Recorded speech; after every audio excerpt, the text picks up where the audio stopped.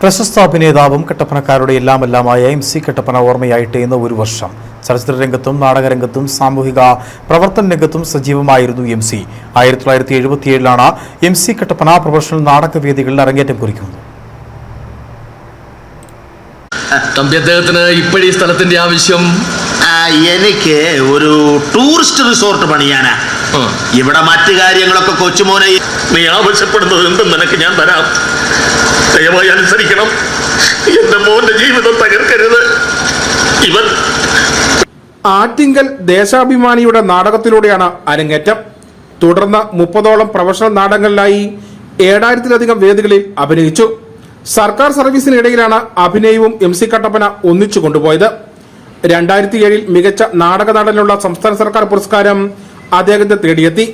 കൊല്ലം അരീനയുടെ ആരും കുതിക്കുന്ന മണ്ണ് എന്ന നാടകത്തിലെ അഭിനയത്തിനായിരുന്നു പുരസ്കാരം.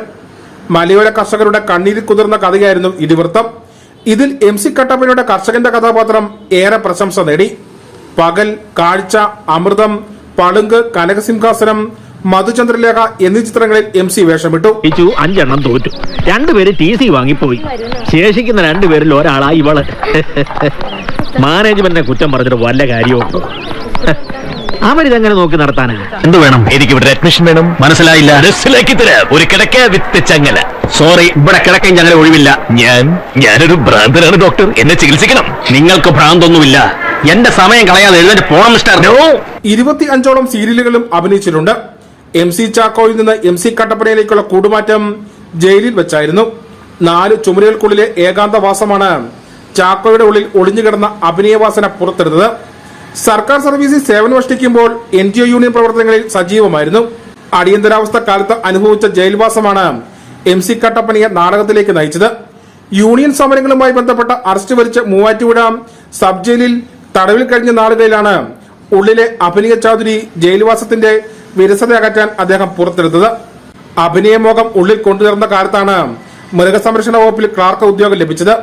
ഉദ്യോഗ ജീവിതത്തിനിടയിലും നാടകവും സംവിധാനവും ഒരു കുടക്കീഴിൽ എന്ന പോലെ കൊണ്ടുപോകാനായി ഈ കലാകാരന്.